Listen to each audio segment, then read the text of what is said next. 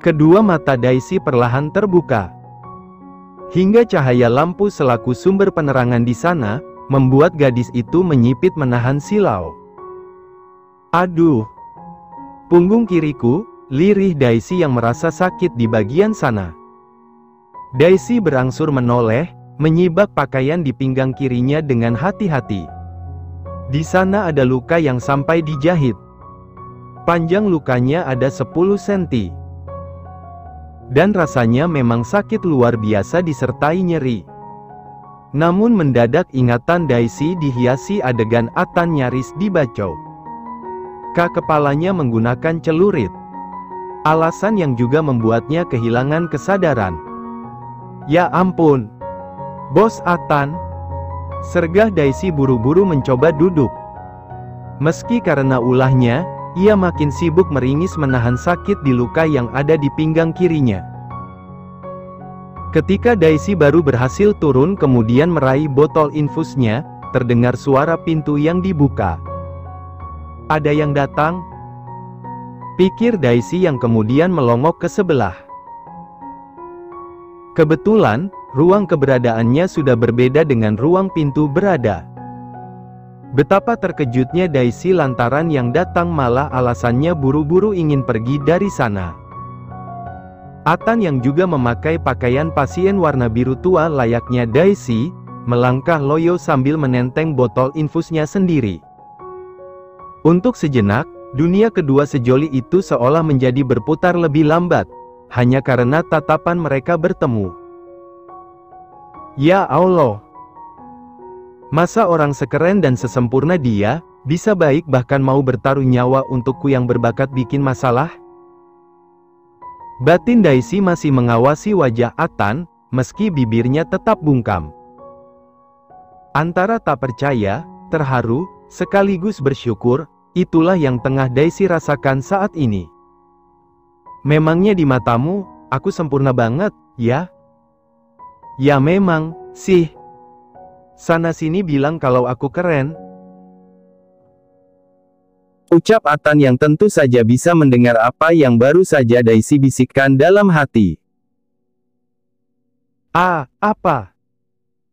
Pede banget sih jadi orang. Gugup Daisy langsung ingkar. Selain itu, ia yang menjadi deg-degan tak karuan, juga jadi tak berani menatap Atan. Ini kenapa, sih? Lebaran sudah lewat, tapi beduknya malah pindah ke jantungku. Batin Daisy yang kemudian mendengar suara tawa sangat lirih. Suara tawa yang ia curigai justru dari seorang Atan. Karena selain di sana hanya ada mereka berdua, dengan kedua matanya sendiri Daisy melihat Atan menahan tawa. Pemuda itu bahkan memamerkan gigi putih rajinnya akibat senyum yang kemudian berlangsung dan itu membuat ketampanan Atan naik berkali-kali lipat. Berasa lihat penampakan malaikat. Batin Daisy dan membuat Atan yang melihatnya, menjadi salah tingkah. Ternyata berhubungan dengan orang berisik, enggak selamanya menyebalkan. Meski kalau bisa, berisiknya wajib dikurangi sih, batin Atan. Atan berangsur berdeham, kemudian melangkah menghampiri Daisy.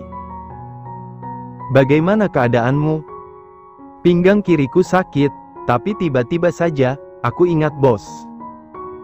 Soalnya kemarin pas lihat kepala bos mau dibacok. Ucap Daisy yang berangsur diam. Sebab Atan yang akhirnya sampai di sebelahnya, langsung jongkok hanya untuk memastikan luka di pinggang kiri yang dimaksud. Keadaan kini membuat Atan mendengar detak jantung Daisy yang memang jadi sangat kencang. Selain itu, Daisy juga Atan dapati jadi gemetaran. Malahan ketika Atan menengadah hanya untuk memastikan wajah Daisy, gadis yang tengah ia awasi juga sampai berkeringat parah. Keadaan yang hanya akan terjadi pada mereka yang teramat gugup. Alasan yang juga membuat Atan menahan senyum. Terlebih Atan tahu, alasan Daisy sangat gugup karena didekati olehnya. Ya Allah! Nih orang kenapa, sih? Takutnya dia mendadak jadi vampir. Batin Daisy kali ini jadi sibuk menahan napas. Hingga yang ada, ia jadi sesak napas dan lagi-lagi membuat Atan diam-diam menertawakannya. Ini kemarin, usus kamu sampai keluar. Makanya jahitannya bolak-balik sampai pusing. Ucap Atan sengaja menakut-nakuti Daisy. Seperti yang Atan yakini, Daisy yang memang tipikal serba terlalu berlebihan langsung mendelik sekaligus panik. Sumpah, bos. Berarti kemarin, ususku sampai keluar. Terus kepala bos, gimana? Kemarin jadi dibacok, apa belum? Sergah Daisy refleks memanjat ranjang rawatnya, hanya untuk memastikan keadaan kepala Atan. Daisy tak segan membelai kasar kepala Atan demi memastikan keadaan kepala Atan. Tindakan refleks karena terlalu khawatir kepada Atan. Tanpa tahu, yang diobrak-abrik kepalanya langsung merasa sangat tidak nyaman. Hati-hati. Nanti paku di ubun-ubunku bisa loncat. Ucap Atan datar saking kesalnya kepada Daisy. Hah? Maksudnya? Ih, bos. Daisy langsung ketakutan dan buru-buru mundur. Loh, kenapa?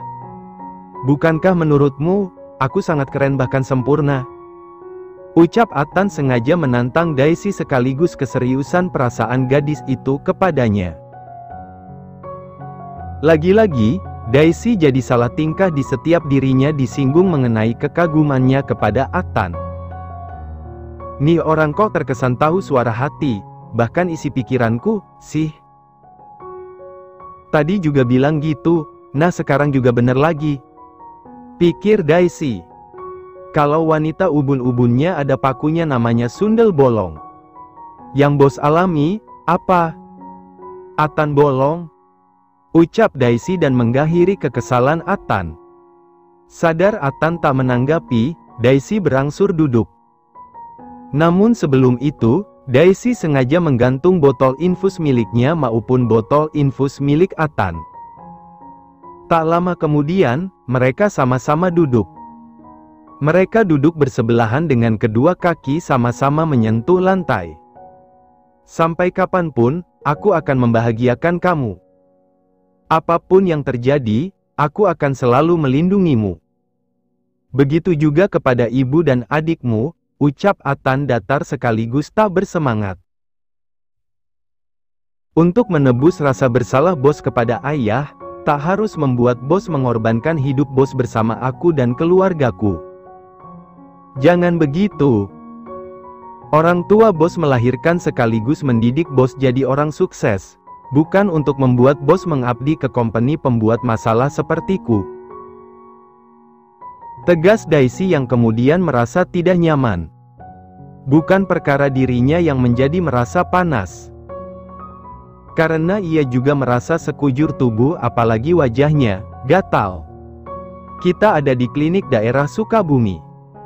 Namun, aku sudah mengabari orang tua kita bahwa kita sedang bersama. Nanti setelah kita boleh keluar dari sini, ucap Atan yang langsung diam, bingung, tak lama setelah tatapannya berhenti ke Daisy.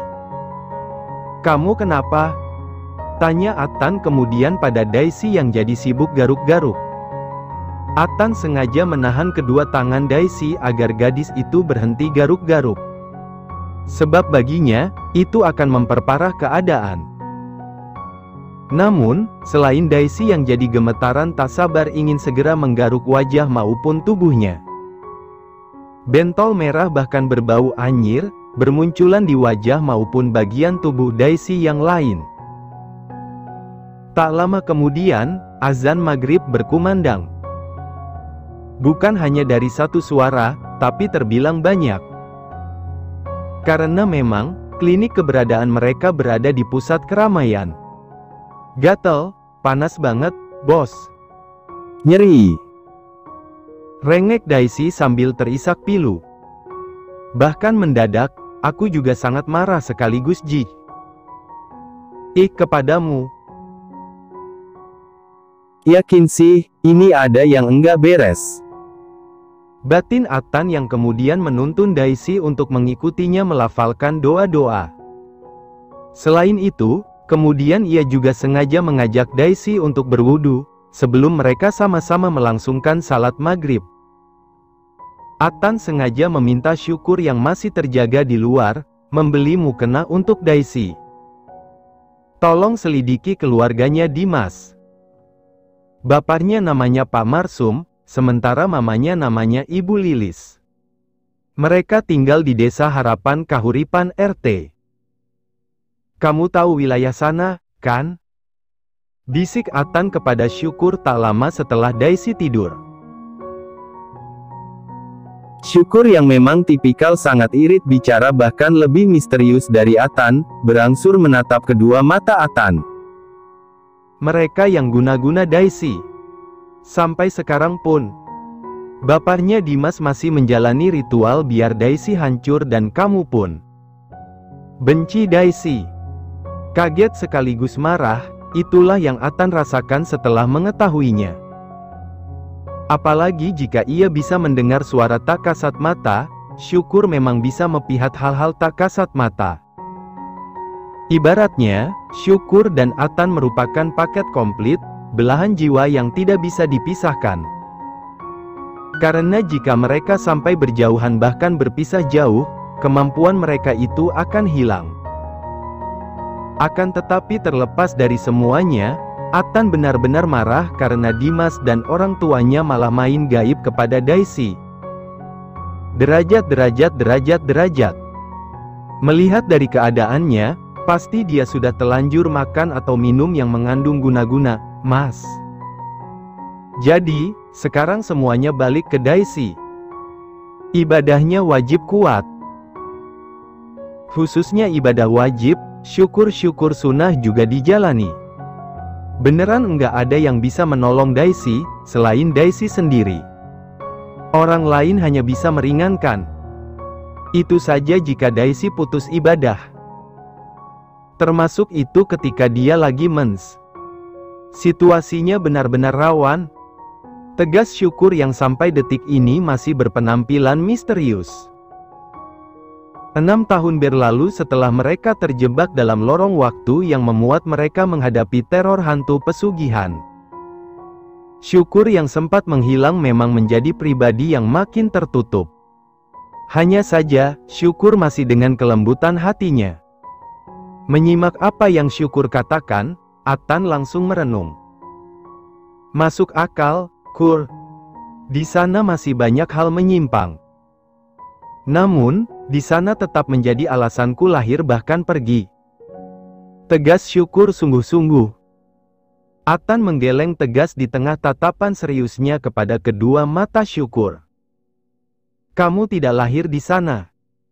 Bahkan kamu tidak memiliki alasan kuat untuk menetap. Kamu tetap menjadi individu yang bebas, kemanapun kamu pergi itu hak kamu. Sementara kezaliman dan kejahatan yang ada di sini, akan ada masanya Allah marah dan tak lagi memberi mereka kesempatan. Ucapnya, aku akan melakukan apapun agar mereka tak mengganggu Daisy lagi. Tegas Syukur sengaja mengalihkan pembicaraan. Namun, Atan setuju dengan apa yang baru rekannya katakan. Ya. Lakukan apapun. Tegasnya. Hubungi aku jika kamu butuh sesuatu. Aku selalu bisa melakukan semuanya. Tegas Syukur. Jangan lari setelah kamu membuat hati anak orang tak karuan. 6 tahun berlalu bukanlah waktu yang sebentar. Namun, dia tetap setia sekaligus mengharapkanmu. Tegas Atan lantaran Syukur buru-buru pergi. Untuk yang itu, ucap Syukur sengaja menjeda ucapannya. Ia berangsur balik badan hingga membuatnya kembali berhadapan dengan Atan. Iya, saja. Sergah Atan sengaja melirik sinis lawan bicaranya. Ia sudah balik badan dan nyaris pergi dari hadapan Syukur. Tapi ia ingat misi yang harus Syukur jalani. Habisi mereka yang sudah membahayakan Daisy. Hanya ajal yang bisa menghentikan perbuatan syirik. Dengan santainya, Syukur menggeleng. Tak segampang itu. Asnawi saja butuh banyak proses untuk benar-benar mati. Apa yang Syukur tegaskan membuat Atan refleks menahan napas. Iya, Atan khawatir dan makin peduli kepada Daisy. Saking pedulinya, ia sengaja membangunkan Daisy, mengajaknya mengobrol kemudian salat sepertiga malam bersama. Karena rasa khawatirnya juga, Atan sampai pindah ruang rawat. Atan jadi satu ruangan dengan Daisy. "Nih orang bucin banget ke aku apa gimana, ya? Masa sweet begini ke aku? Ya." Meski level bucin Pak Atan, memang paket spesial. Soalnya perhatian saja, wajahnya lebih datar dari cor-coran jalan. Batin Daisy tengah membiarkan telapak kaki kanannya dipijat refleksi oleh Atan. Namun, Atan yang masih bisa mendengar suara hati Daisy, refleks menambah kekuatan pijatnya. "Bos!" teriak Daisy, tapi Atan hanya meliriknya datar. "Aneh banget." Batin Daisy sambil melirik sebal Atan. Pemuda itu berangsur pergi setelah menutupi kedua kakinya menggunakan selimut. Namun, bukannya istirahat di ranjang rawatnya, Atan malah berdiri di depan jendela yang sengaja tidak mereka tutup tirainya. Entah apa yang sedang Atan pikirkan, tapi pria itu tampak sangat serius. Bahkan meski Daisy yang ketiduran akhirnya terbangun, Atan masih ada di sana. Padahal di tempat berbeda, rumah Dimas sudah terbakar lunas. Api berkobar-kobar dan hanya Dimas maupun Ibu Lilis yang bisa keluar. Tak ada harta benda yang bisa keduanya selamatkan. Semua yang sempat mereka bangga-banggakan bahkan sombongkan, berakhir raib bersama api. Termasuk juga dengan Pak Marsum dan Ibu Lilis kabarkan awalnya tengah semedi. Para tetangga berusaha membantu ala kadarnya. Termasuk mereka-mereka yang di depan rumahnya masih dihiasi bendera kuning. Namun, api telanjur menguasai rumah orang tua Dimas. Selain mereka termasuk juga Dimas dan Ibu Lilis yang telat meloloskan diri. "Apapun yang terjadi, aku yakin dia belum mati," batin Atan yang yakin. Syukur sudah melakukan apa yang ia lakukan. Diam-diam, Daisy sengaja mendekati Atan. Ia melangkah hati-hati, tapi hati dan pikirannya terus bertanya, mengenai apa yang tengah Atan pikirkan. Masa semalaman tidak tidur, padahal di ufuk timur, Arunika atau itu mentari pagi sudah muncul. Apa yang sedang Bos Atan pikirkan? Apa? Bos sedang melihat matahari pagi dan ufuk timur yang tengah dikuasai semburat jingga? Ah masa? Itu kan hanya kelakuannya para pujangga. Batin Daisy yang sengaja berdiri di sebelah Atan. Ia melongok wajah tampan Atan yang tetap datar. Namun, Daisy yang terlalu bosan sekaligus merasa terlalu pendek jika dibandingkan dengan Atan, sengaja berjinjit-jinjit. Ulah yang sebenarnya Atan ketahui meski pemuda itu hanya meliriknya kilat, tapi Atan tidak tertarik untuk menggubrisnya.